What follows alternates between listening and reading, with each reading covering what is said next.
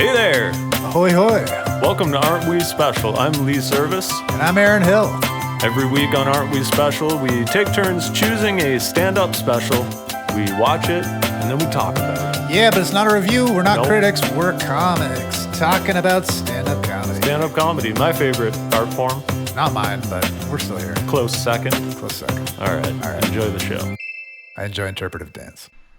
This is our second one. Yeah, man. We did the first one at your place. The ball is rolling. This is significantly cozier than my living room. We got a little fire cracking in the background. We're pretty close to that fire. Dude, it's cooking. We may it's end cooking. up, I don't know. It's only an hour. I think we can do it. We'll adjust on the fly. Sweet. Our fans are cool. We got fans, right? Episode 2? For sure, at least one by this point. Yeah. Shout out to you, guy. Don't forget to hit the, what's the button? Hit all the buttons. Hit the buttons. Hit all the buttons. So what's been going on? Any mics this week? I haven't seen you since last Saturday. A couple mics. Where'd you go? Working on stuff. Meow and where was I Monday? Oh, you were at Barley Mow. Barley Mow. Yep. That's right. Is it Mow? Barley Mow? I think it's Mao. It might be Okay. Mo. All I know it's spelled Mo, but I think they say Mao. Yeah. It's one of those Irish weird words. Well, I live in North Gore. North Gower. It reads like Gower. We had a guy come. I did a show there one time at Marlborough Pub in North Gore. Yeah, the Gore. And this fella from Toronto was up, and he did this. He just laid into the audience for not knowing how to pronounce their own town name, and it was fantastic. Pretty good. It was wonderful. Yeah? Yeah.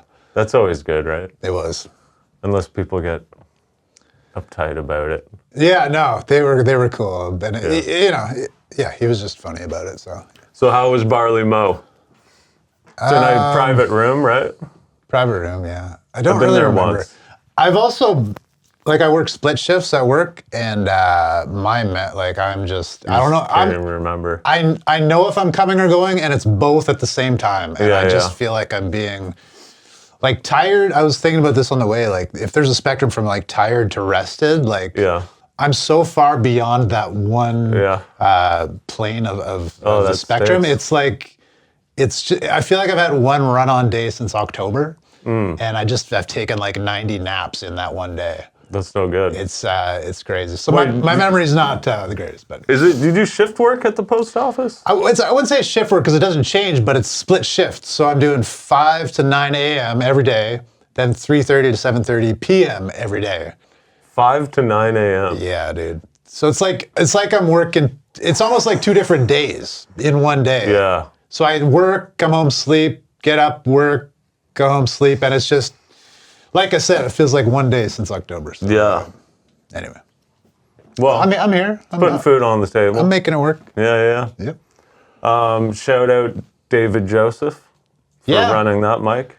We have regulars now there. There's people who come out. I've seen multiple times. So it's not just comics? One lady. She never smiles or laughs, but she's there all the time. I love those people. Do you tend to focus on those people when you're doing stand-up? No, I don't care. I do. I have such a complex about it. I want everybody to like me so bad that if there's one person that looks indifferent, I'm staring them down. Yeah, maybe, I guess in a more professional show scenario, but I guess this room particularly, it's kind of well lit. You can see there's typically only a couple people that's I'm watching the whole time. I know she's not laughing at anything, so I'm not taking that personally. Is that why at comedy clubs they do the super bright lights? So that I think it helps, because if you've ever performed to people where you're looking at them in the eyes, it's no good, because you're just gonna see people that aren't laughing, and even if it's only 1 out of 10, those you're are gonna the people find you're that person. Yeah, for sure. And that's what you're gonna take away from the night. You're gonna be probably. that one blonde girl that didn't find me funny. But they're always there. You hear the pros talk about that too. Your biggest headliners in the world were talk about people who don't laugh. So it's not. Well, it might be you. You might be bad at comedy. Yep. But also, there's just always going to be people who don't laugh. For sure. Yeah, not everyone laughs. Nope. And doesn't even mean that they don't find you funny. No, because the girl came up after and said, "Thank you so much. This was great. You guys are awesome." But she's just not a laugher. Right. Not an audible laugher. Or a smiler. Or yeah. exuder of joy of any kind. Yeah.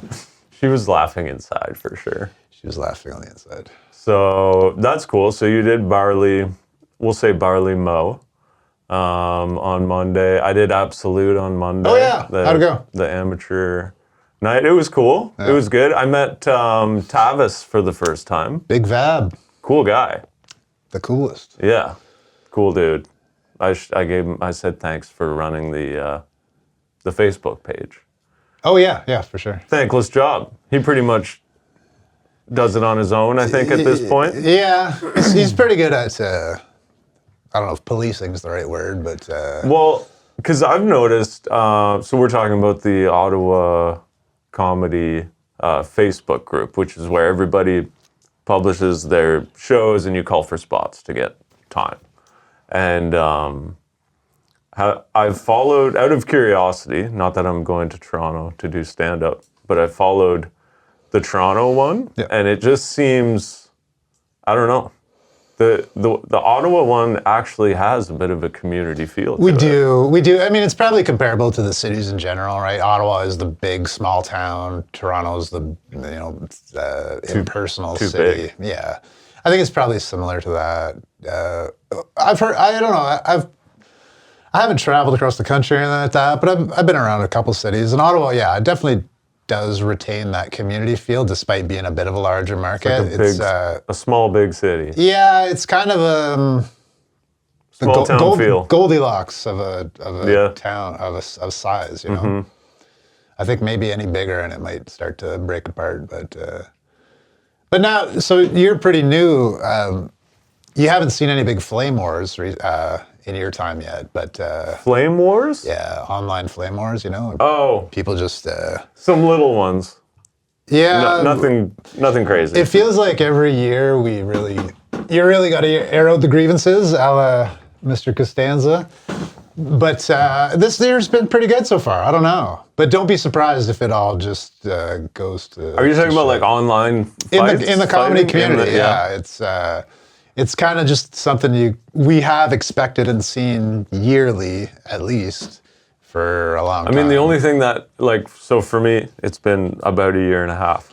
The only thing that I can think of, which was more of a real life thing, was that the whole meatball thing. Yeah, which I wasn't there, but I heard about it. Yeah, I wasn't there either. Yeah. It's funny. Yeah, basically a guy called an Italian guy a meatball, and someone was offended. Someone posted about it. Someone who wasn't Italian or the guy exactly, being addressed. But, yeah, it was obviously blown out of proportion, and it was just like a dumb thing. Some of the memes are pretty funny, though. Yeah.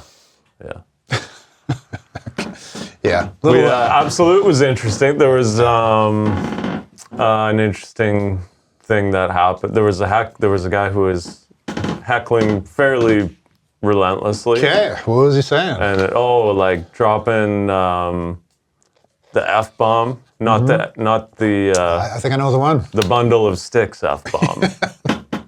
Yeah, and it's a doozy.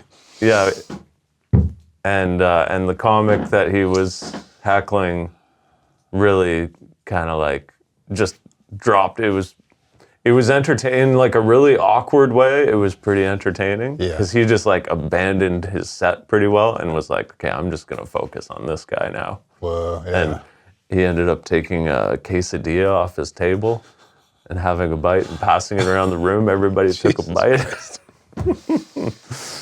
It was a bit wild. The dude was actually waiting outside after. Oh, wow. Yeah. Holy. Yeah.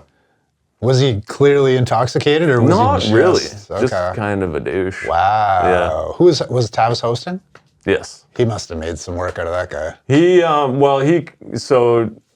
did a good job of reining it in after that set because it was a bit weird. Yeah. And he did. He addressed it for sure. He's a great host. Quesadilla funny guy. I haven't really heard. I'm looking forward to hearing material from him because he was just kind of off the cuff and doing crowd work and stuff. But great at crowd work. Like one of the girls wouldn't have a bite of the quesadilla and he asked, because she had a gluten thing. That's the reason why you don't fucking eat the community quesadilla at a comedy club. Yeah, she was like, well, what happens? Like Tavis was like, "Why? How come? What happens if you can't eat it, or whatever?" She's like, "Oh, I get sick and whatever." He ended up nicknaming her diarrhea. Nice. It was great. It was fantastic. She was a good sport, though.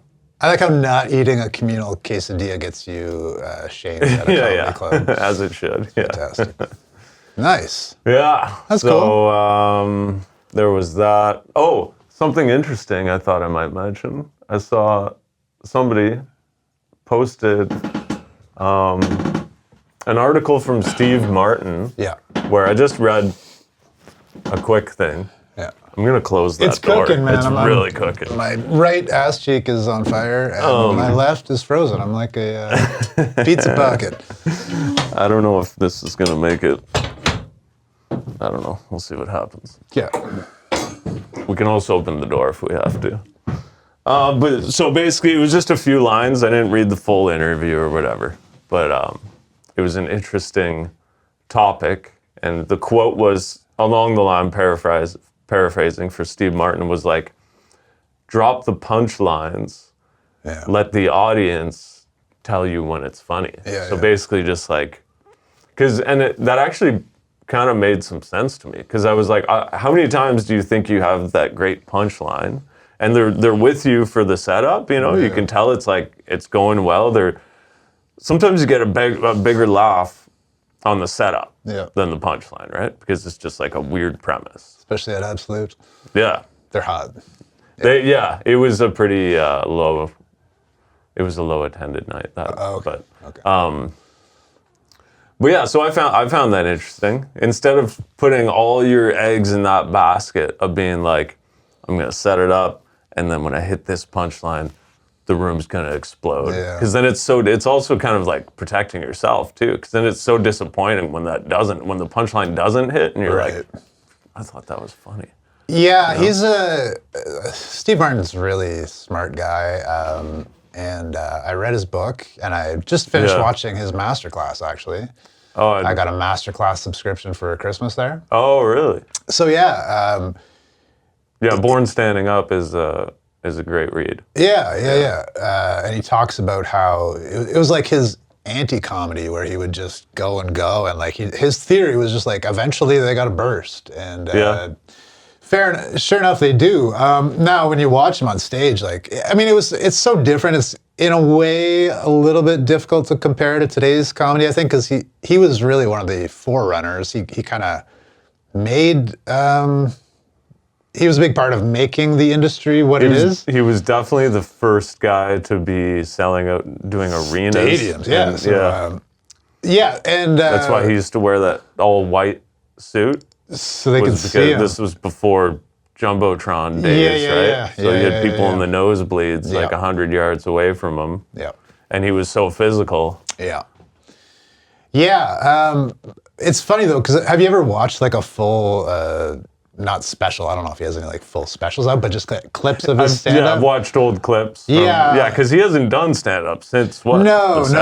80s. He got into movies and whatever, but like some of it definitely doesn't translate, I think, to today. But like at the time, I think it was very path blazing, right? For sure. But the theory of that is, I think, solid. But like in practice, and I think it takes balls to go up there and like not hit a punchline. I don't know. I tend to be punchline oriented, so that kind of like scares me a lot. But I think I get what he's saying, and like. I mean, it's an interesting thought, and like I don't think I would be willing to ditch punchlines altogether, and that's probably not what he's saying either. He's probably just trying to say, maybe feel it out a bit more. Like I heard that Bill Burr is famous for kind of working shit out on stage. He'll have a premise and just go up and riff. Yeah. Which sounds terrifying. Yeah. Like to not really even have like I don't know. Right. Sounds a bit scary. Well, I think if you couch it in between some established bits, you're okay, right? You can kind of save it that way. But I think Louis does it the same way. Yeah. And I get it. Like, I get what they're saying. Like, you need to... Well, Louis just... I watched a clip with him where he was saying... He related the audience to being your trumpet if you're a trumpet player, right? So it's like, you can't practice without your trumpet, was his point. Right. So in order to write, he needs that trumpet on his lips, so to speak. Yeah. And that's one of my favorite things about this art form is like the fact that you can just go out, you can hit mics, you can write shit down in your book or come up with ideas, go and do it. Hopefully you have a good crowd.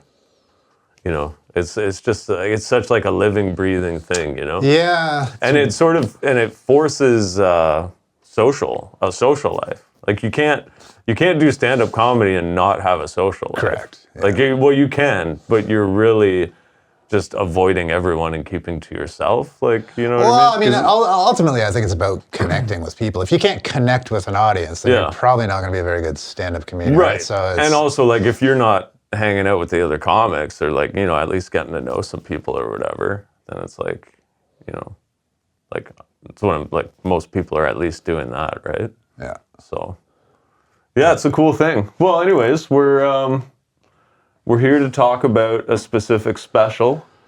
Yeah, Dean Delray. Was your pick. We're doing Dean Delray 5836 is the name of the special. Are you a Delrayzer? Had you heard of Dean before? I think I heard the name, but I don't think I had watched anything from him. I don't think he has anything like too long out. Like I think he did a late night set once and maybe a couple other clips, but he hasn't. This is the first thing he's really put out that's been substantial. Real special. Yeah. Yeah, he was cool. Like, I didn't love him. I didn't hate him. Okay. He made me laugh a few times. Yeah. I'm interested to know how did you hear about him? I don't know. I've known about him for a really long time. I think probably just through like podcasts. Okay. Well, he's been on Rogan a bunch, like years ago, and then like Bill Burr at some point kind of swooped him under his wing. Because Bill Burr produced that special. So I don't know how I heard about him, but okay, so I've been aware of him. He's been on your radar for a long time. I've listened to him on a couple pods before I ever really saw his stand-up, and like he just seems like a cool guy. Like a bit of a throwback kind of romantic figure, where he's just like out there just chasing everything he loves, and he doesn't care to settle down or do the 2.5 kids or whatever the hell. Right. And he just wants to ride motorbikes and do comedy and talk about music. He's a lone wolf. Well, and and he's, what did he say? He's in his 50s, right? 53, I think, at the time, yeah. So that's kind of encouraging. He started when he was like, well, I guess that would be like, what, 38 or something? Right. Like super late in life. But he had a music career before. He was... oh, he did? Yeah, like, I think like singer-songwriter, kind of folksy kind of guy. Cool. But he lived out on the road, you know? Like, and again, I think that translates. Like, I think you can see that stage presence. I think you can see just like kind of the lifestyle of the road dog, the working performer, you know? Well, he said he was a motorcycle salesman. Yeah. Right? Yeah. Cool venue. That cave? Crazy. I want to shoot. I don't have enough for a special, but when I do. You want to shoot it in a cave? I want to go to Kentucky. That place was awesome. Yeah. And very, very Dean Delray too. Like if you know, like I think he was born in like Yosemite, I think. Like his mom liked to camp or something. Like he's got a very big connection to like that outdoor, nomadic lifestyle. And the desert and the mountains, like it's all kind of wrapped up in who he is. It comes through in what he does. And so I think that venue is really perfect for him. And just really, really fucking cool. I think I might be scared in a cave a little bit. It was claustrophobic for sure. Yeah. Yeah. Yeah, I don't like being underground. Yeah. So what did you like about him? What did I like about him? Or what jokes? Any jokes come to mind? By the way, we're going to spoil every thing we watch. I actually have that written down. Spoiler with a question mark. Should we say that before we start talking about each It seems obvious, right? Yeah. Like, it seems like if you're going to... But it's funny because there's a podcast called Stand Up Review, and the guy just does solo. He does like 10 minutes. He reviews a special. But he does it in a way where he doesn't give anything away. Oh, fuck. But it's the weirdest thing to listen to because you're just like, yeah. Anyways, spoiler alert. We'll put a thing. Spoiler alert. Well, we could try to do that. I don't know if we'd succeed. I kind of want to talk about some of the jokes. No, exactly. No, yeah, the jokes are great. Yeah, no, that would be torture. Yeah. To try. How do you? Yeah. Anyways, we're gonna be spoiling it. Dean Delray, 5836. If you don't want us to ruin it for you, watch it and then come back here. Smash that subscribe button. All the buttons. So 5836, I'm assuming, is the number of times he's gotten on stage to I do believe stand-up. so. Yeah, it's funny how they don't really explain it. But. Yeah, but he's always kept track. Yeah. Which is a really good amount. Yeah. It's like more than one a day. That's a lot. Like 15 years. It's crazy. Yeah. If my math is right, I don't know. I think I did the math. I'm not even gonna try. Yeah, but Good for you. But again, I think that just speaks to like he has lived a life as a performer on the road. Yeah, he's a road pre-comedy, so it just fit right in there, right? Yeah. Yeah. Yeah, if you're already living that lifestyle, why not do comedy? Yeah. That's cool. Yeah, I did so I'll tell you my favorite joke from him. When he's talking about the people who watch documentaries and then they think they know everything. Yes. And then he goes, Jim, you're not drinking water. You didn't see Water Demons on Hulu? Hilarious. Perfect. Yeah. And there's a lot of, what I really liked about this special is he does kind of like speak to a bit of an alternative lifestyle. I think one that a lot of comics kind of want to sound like they're living, but I think I get the sense that he's really walking the walk. He's legit. Like when he talks about like, anyone can go up there and just be like, oh, signs are stupid and our people are stupid. But I think that it's kind of, you can tell it's kind of like crafted to just sound like a comic or something like that, where I do get the sense, like, for example, when he's talking about like being set up, well, he's talking about like he's done with relationships. He's 53 years old. He doesn't want anything to do with marriage. He doesn't want a girlfriend. If you haven't settled down by 53. Yeah, but it was beautiful to have a full special, and he didn't really talk about relationships at all. No. That was so cool just from a novelty point of view. Like, almost everybody has a bit about... Most comics are talking about their spouse. Spouse, or dating, or Tinder, or this. God, it's just like fucking been beaten to our heads so much. And this guy didn't even bother with it. He had one bit about being set up at a dinner party, which I thought was also very good. Pretty funny. He's like, her? I could have met her on my own. Yeah. She looks like me. She looks like me. So I think he's really, when he talks about like, for lack of a better word, just like how dumb average American life can be, I tend to buy it a little more because he's not living an average American life. He's crafted a life of his own from scratch.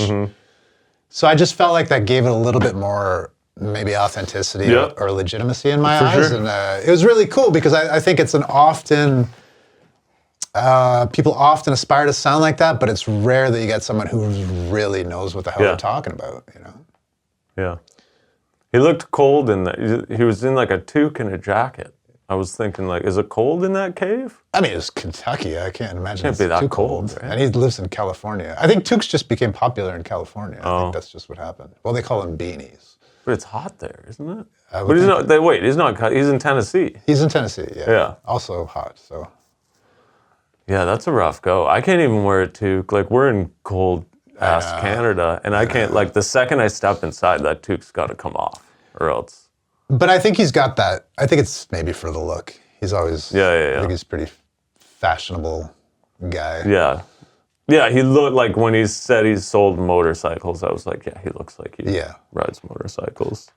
Yeah, he's talking about, so he lives in California. Yeah. Yeah. Oh, right, you said he's from there. Yeah.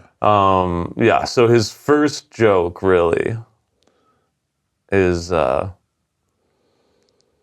he's talking about living in California and people who make fun of Californians or whatever, calling them libertard, and like saying that they suck each other's dicks, and he's like, yeah, it's California, 80 degrees in February, I'll suck a dick. Pretty funny. I thought the intro was a little bit slow. I wasn't sure what to make of him. Because again, I've known about this guy for so long, and I've kind of liked him for a lot of reasons, but without really seeing much of his comedy. And then I thought maybe the first 10 minutes, like, he wasn't really in a rush to get to the punchlines. He was kind of taking us, hey, I've been doing this for 15 years, I like Kentucky. You know, he's kind of getting comfy up there. But I was the whole time just wondering, like, when are these killer punchline? Like, Bill Burr has signed off on you. I got to expect a fucking hammer's going to drop at some point. And then once he started going, I was like, oh, yeah, this is solid. Yeah. There was, I was going to say, he kind of, like, there was some things that went over my head. Like, he made a Charlie Brown reference. Yeah. About, like, a peppermint patty. Yeah. Well, he's 53. I didn't get it either, right? Yeah. I'm sure some people get it. Yeah. I pull up my notes as well, because we're nerds. Yeah. You got to take notes, man. But yeah, I mean, I like that, though, because it didn't feel, it's kind of like introducing you to a culture you might not be aware of, right? And without being, like, you know, hipster, or like what you guys wouldn't know, or like he was just. I didn't get that sense. It was just that's his life experience. And then it made me realize that his audience, and I guess that's what's so cool about stand-up is that you end up attracting the audience who you're gonna resonate with your audience. Exactly. So the people who are there. His comedy resonates with them. They're probably from similar stock to where they 100%. They know. He may have 8% of his audience there because they were Charlie Brown fans, and that joke just got them where it it's weird, right? Clearly went over our heads, right? Yeah. But good to know Peppermint Patty is a lesbian. Apparently one of two. Raging lesbo. Yeah. I like to...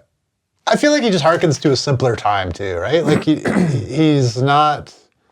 I like that he didn't lean into, like, I thought he was going to go political, which we talked about the last time. Well, and I thought he did it pretty deftly. He doesn't really get into it. Because, I'll be honest, I kind of hate when people talk about Trump. Yeah. Like, yeah, Trump's a buffoon. Yeah. Everybody knows it. Yeah. I'm just tired of hearing about it. For sure. You know what I mean? And it's like, actually, I saw another thing online. Conan recently saying, in an interview, Conan O'Brien basically saying, like, just leave him out of it. You know? Like, because at that point, it's not comedy, like, it's fueling hatred or whatever, you know? For sure. Well, I think it's what we talked about last week, where it's like, you're trying to make a point more than you're trying to be funny. Yeah. And it's very obvious to the audience. Yeah. Unless they also happen to share that point of view and then they're going to clap for you, still doesn't mean it's funny. Exactly. Yeah. And the way I still see it is you're going to lose half your audience. Like to me, Shane Gillis is a good example of a guy who's like funny at making fun of both sides, but never really intentionally good. Like, he doesn't go out of his way to say things to show, I'm going to make fun of both sides, but at the same time, this is where I reside. Right. You know what I mean? Which I found that Dean did a little bit. Yeah. Because he came out and said, he said something about both sides being crazy. Yes. Right? It's all crazy. Mm-hmm. And I'm like, okay, cool. You know what I mean? But for me, then he went on to say things that kind of, showed where he lived. Yeah. And I'm like, okay, well, if you're going to say both sides are crazy, just leave it at that. You can't say that and then continue to say, well, but also just so you know, I am on this side. Yeah. You know? What I liked about it, and like we were talking about, like, I think when you get into politics, you're probably going to divide the room, but what he did was he came out and basically said, yeah, I'm on this side, like, homophobes, fuck off. I don't want nothing to do with you. If you're a homophobe, get lost, right? Which in Kentucky too, right? Like there's probably a lot of people, and he addressed it. He's like, I probably lost a bunch of you on that one. Yeah. But then what he did is the next bit was about specifically how he basically made a really good point about homophobia that was pretty much undeniable. Yeah. So. Well, yeah, because then, like, where is it politics and where is it just humanity? Like, humanity, yeah. Yeah, so, like, I think he was. But that's the shitty thing about politics is that all of these humanity type things have been co-opted politicized and you know, in my opinion, meant to divide people. And agreed, but I thought he was good because he kind of came out as if to be divisive, but then he took it to a bit that was really more about humanity, and he made like a point that it's pretty hard to argue with, I feel. Yeah. And then it was just right back at a joke. So it was kind of a little faint, right? Yeah. Like he made you think he was going to be but it really wasn't. Yeah. I think it was maybe just for a little bit of shock value or something. Yeah, you know what? And I mean, the whole thing is like being yourself, right? Yeah. As a stand-up. Yeah.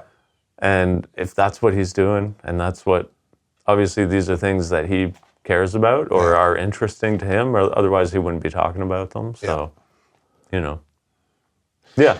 Yeah. Anyways, anyway, I thought he did it deftly. It wasn't it wasn't the kind of thing where I would be like, oh, screw this guy, or like I don't want to watch the rest. You know what I mean? Yeah. It was, for me, it was.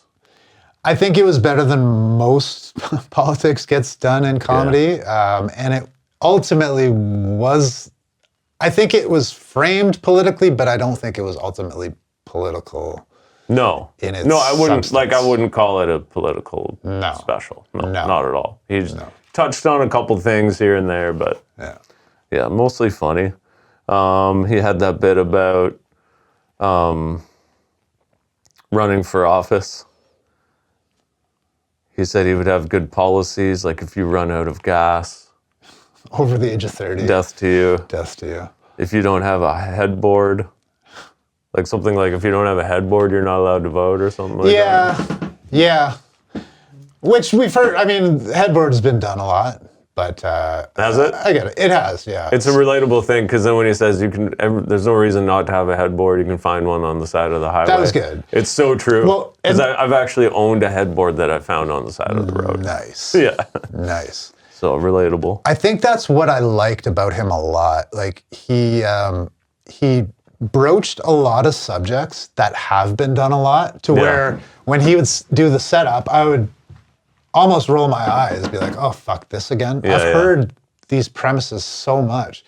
And then in like 10 seconds, I'm laughing my ass off and I'm like, how do you do that? Because like almost everything I hear about headboards or Craigslist dating, that's been done. I'm like, it's so derivative and just so... Yeah, his Craigslist thing was good. I was dying. You had a hat, I had a boner. Yeah. Like, but even the someone selling something for $3. Yeah. What is he? He's like, I don't want a stranger to know where I live for $3. Yeah, just admit you're lonely. Yeah.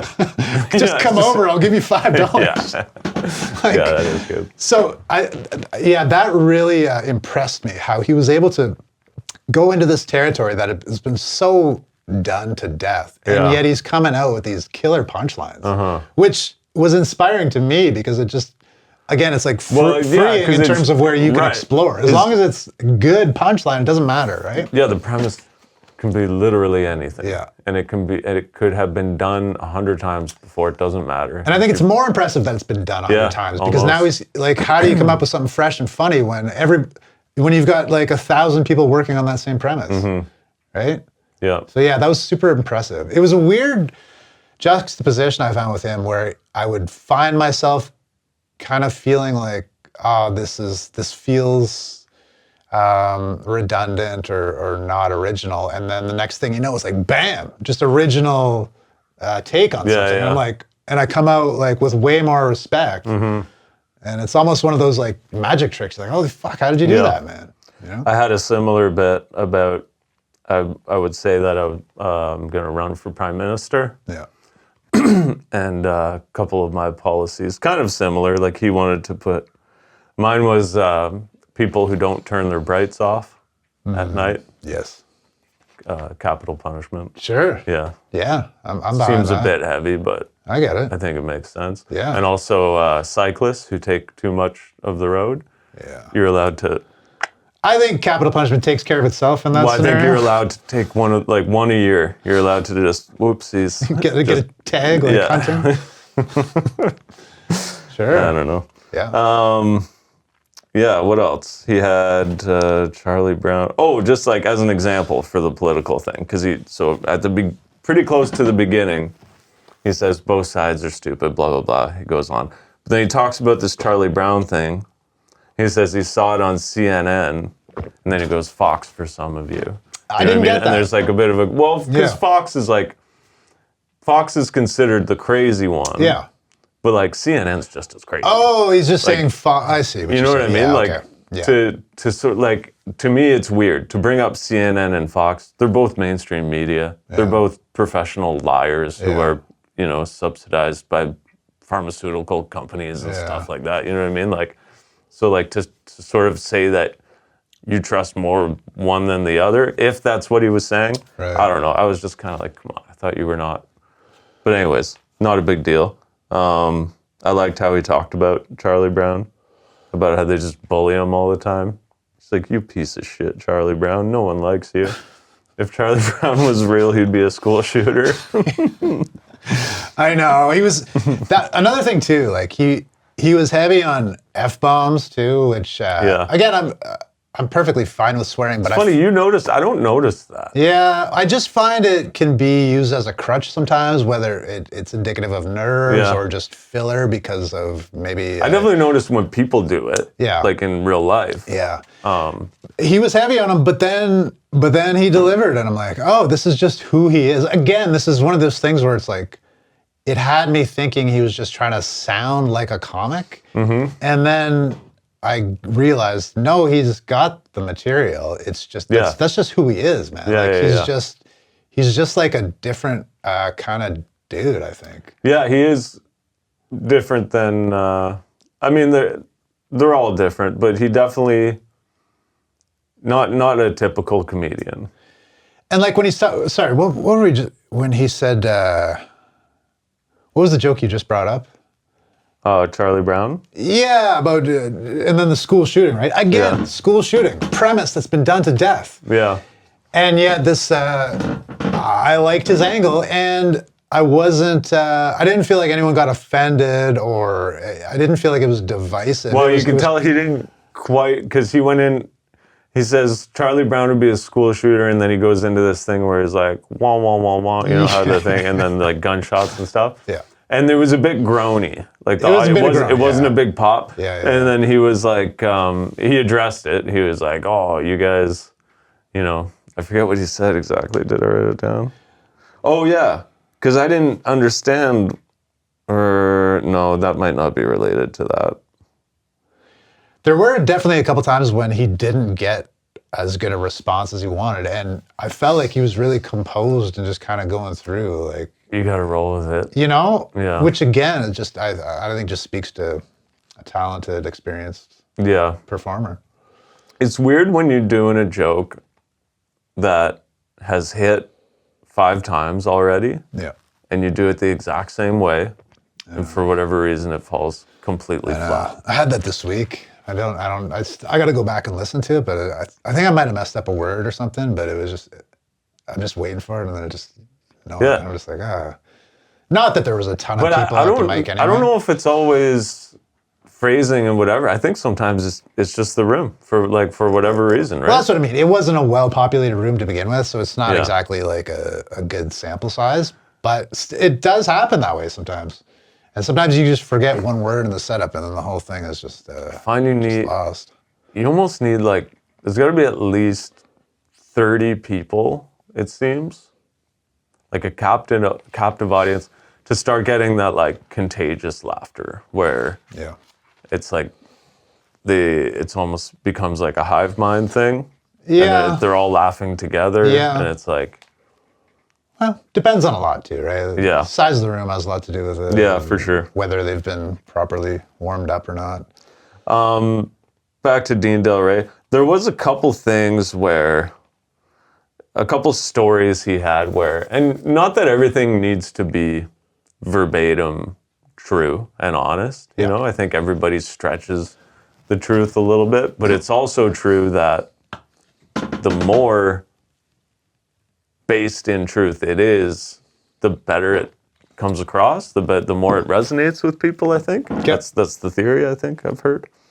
But there was just a couple things that he said where I was like, I don't see that actually happening. Like it seemed clearly made up for the joke. You know what I mean? Like the one example was where the guy came up to him and said, "Excuse me, your words hurt me." And then he has a punchline off of that. I don't know, man. Sometimes the shit people say is fucking weird. People say things like that? I wouldn't be surprised, man. I really wouldn't. I guess that's just so like out of my wheelhouse. No, I've had some comments. You're just like, what are you? Yeah. Your words hurt me. That's wild. Was there another one? I like to.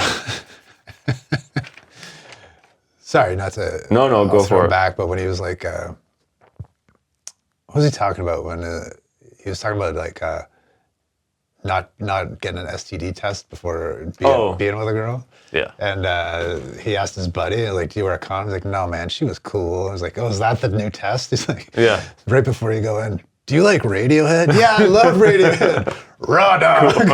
Yeah, that was good. To me, it's like, for one, again, like people. Okay, so your buddy tells you that story and says, "No, man, she's cool." Yeah, that's a premise that I've heard similar so many damn times. I've never heard anything as funny as that Radiohead bit. That's the test. And then to just say "raw dog" as you're doing that act, that doesn't even make sense. But it's so funny. Yeah, it's so funny. But I felt like that was one where it's like maybe he just made up that his friend said she was cool. Yeah, but who knows? Like, yeah, that probably it could have happened, right? I mean, that's very, very possible. It's very plausible for sure. But yeah, when he's talking about the couple having sex in the hotel room next to him, like that's also not when he's describing the noises that they're making. Yeah, the guy's like, yeah, you know, like that, and then the girl just goes, "Feels killer." Like that's not real. I wouldn't be surprised. I'm telling you. People say weird things. You think you and I are weirdos. Wait till you get out there and people talk to you. I'm not a world traveler. I don't know much at all, so. Stranger things have happened, man. Yeah. You know, like. But do you think there's a bit of like a radar, like almost a sixth sense sort of thing where you can feel when it's real? I have a hard time now because A, real life is weird as shit, and B, if a comic is really talented, then they should, not only should they make it hard to tell, they should make it not matter. You shouldn't care at the end whether it was real or not because you're too busy laughing. But I still think that if it's not based in some sort of reality, it's not going to resonate. Like I think if it, like, you know what I mean? Like if it's like almost like the Adam Sandler special that we talked about last week, where for you it seemed maybe it didn't resonate as much just because it's so goofy. Yeah. You know what I mean? Like the talking to a balloon and stuff like that. Yeah. Like that, yeah. But anyways. Right. Well, yeah. I mean, it's a matter of like proportion too. Like I get like a funny throwaway, silly, absurd line, but that was a 4-minute bit about a fucking balloon. I'm like, yeah. True enough. I don't have 4 minutes for this. Yeah. I had 8 minutes for it. But the other one that I was like, that didn't happen, where he's talking about he has the MRI and there's 2 doctors. Right. But I should say, first of all, the idea of the guy doing the Etch-a-Sketch MRI, that's brilliant. Oh my God, that was funny. Fuck yeah. And that's one of those jokes that it's brilliant because it works on like a sub level that you're not even really thinking about, because I feel like the mechanics of an Etch-a-Sketch are in a very rudimentary way similar to an MRI machine. Yeah, for sure. It's like magnets and stuff like that. Yeah, I mean, you get the sense it was like an MRI from the 60s where it had the knobs that were as big as your fucking hands, and he's like, woo, you know? But it's, you know, when you have those, it's like the Stephen Wright joke. The restaurant that had the sign that said, breakfast anytime. So I went in and ordered French toast from the Renaissance or something. I think I probably screwed it up, but because it's French toast and because the Renaissance is a French time era, historical event, whatever. It just somehow makes it funnier because you're linking it on a deeper level. 100%, yeah, I know. Because he did the punchline and then he's just there like this doing his act out for whatever 10 seconds and you're just laughing. You don't necessarily consciously know why, but it's just a funny act out. For sure. And you can see it almost, you know? That's one of those jokes where like you picture it happening even though it's ridiculous. And then the shake at the end. That one got me. I should have seen that coming and I didn't. I'm like, holy fuck, that's so funny, right? He's gonna shake it.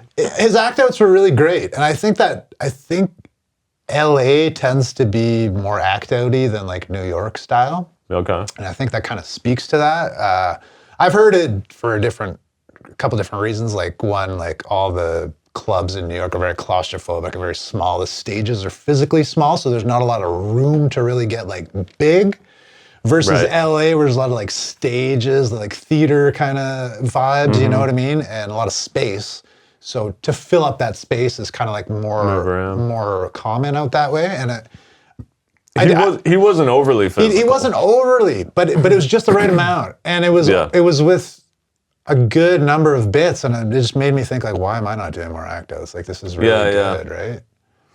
Well, because they weren't like... It takes a bit of courage to do those. It takes courage, physical things. But it wasn't like anything was like so such a stretch. It was all kind of like pretty obvious act outs, but it still adds to it. There's nothing worse though than going for like a big act out and it doesn't get anything. Sure. Yeah, that's...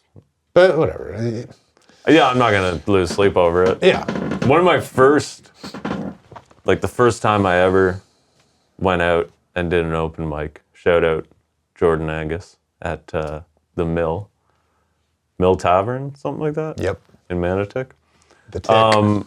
Anyways, the bit was about the way that girls ride horses, and it's like, you know, because it seems like a lot of hip movement more than a gentleman would do, maybe. I'm not well versed. No, you've never driven by like a horse farm and seen the girls? No, bro.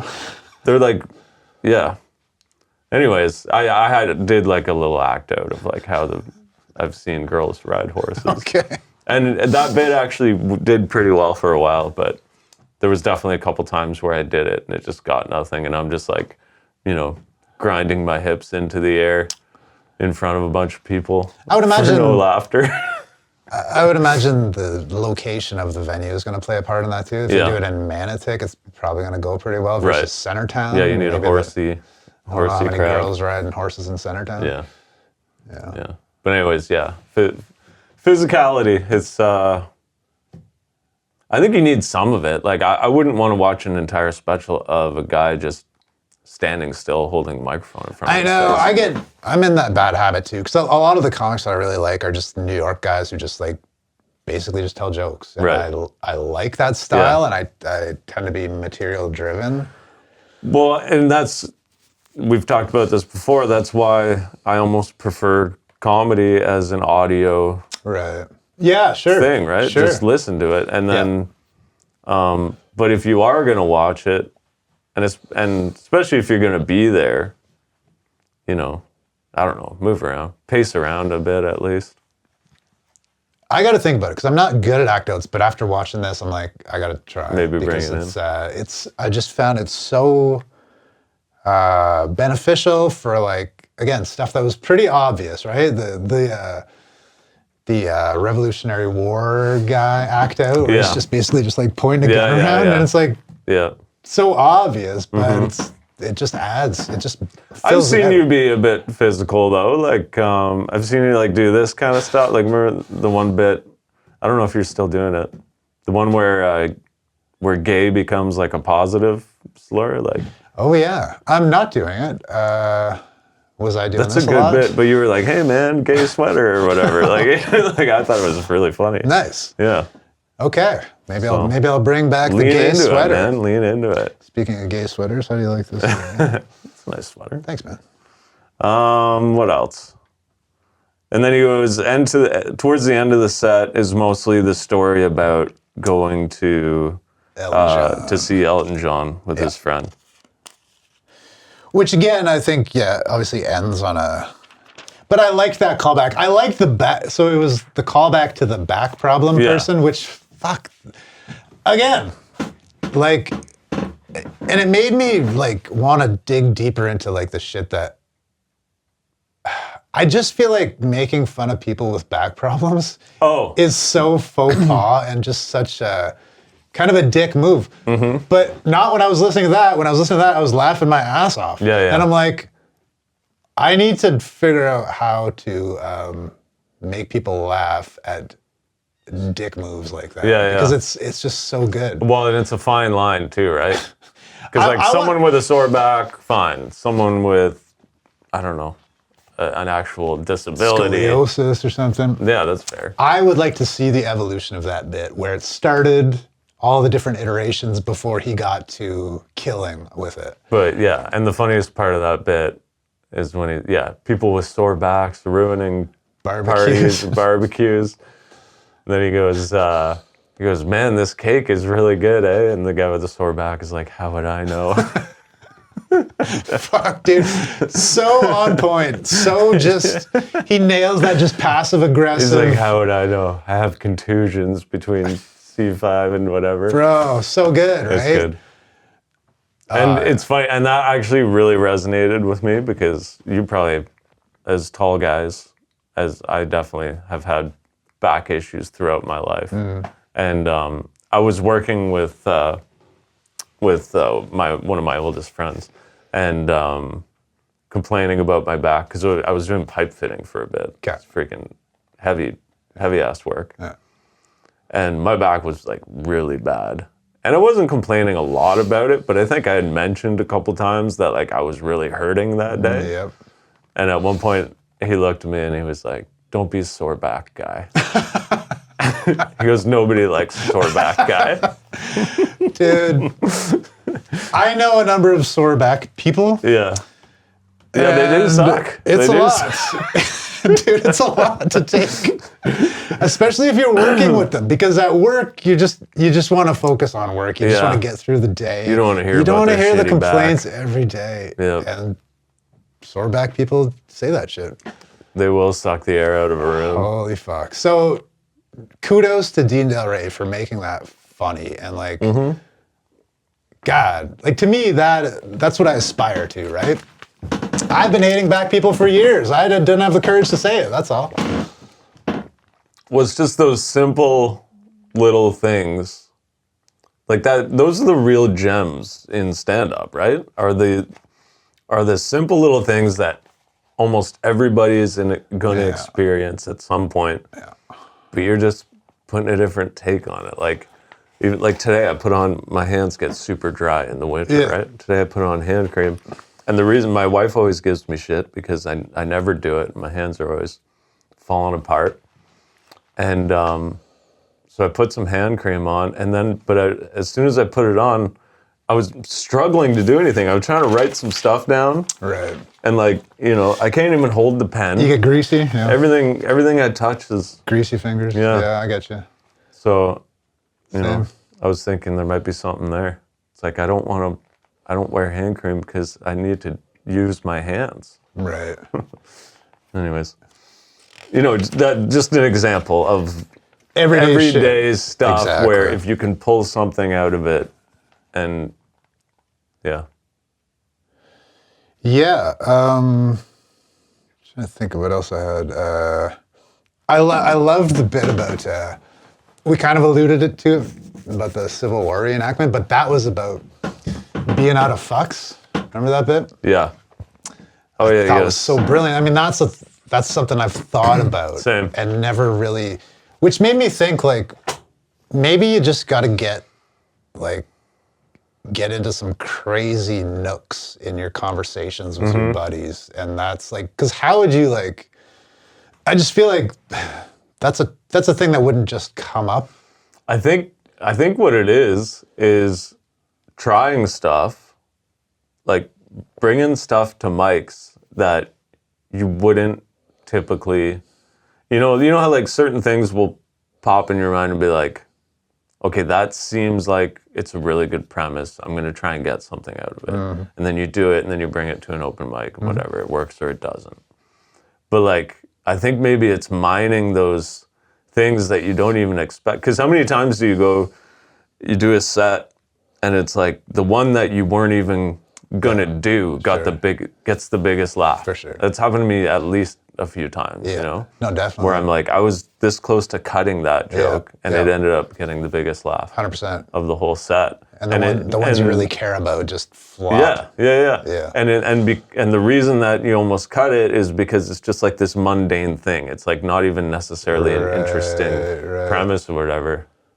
So maybe that's the trick. Well, I really liked and I related to it, your bit about people in grocery stores asking you to get stuff off the top shelf for them.